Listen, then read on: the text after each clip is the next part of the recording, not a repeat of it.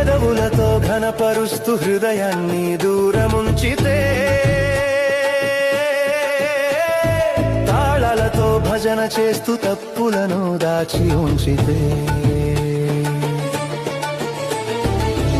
ఆ శబ్దము ఆయనకు వినబడునా, ఆ నాటకం దేవునికి నచ్చునా. అంతరంగం శుద్ధి లేనిదే ఆరాధనకు అర్హత లేదు. స్తుతి అని పలికినంతనే దేవునికి స్తుతి కలగదు. హల్లెలూయా అని అరిచినంతనే దేవునికి సంతోషం ఉండదు. స్వరము పెంచి పాడితే భక్తి అనిపించుకోదు. చేతులు పైకెత్తి చూపితే ముక్తి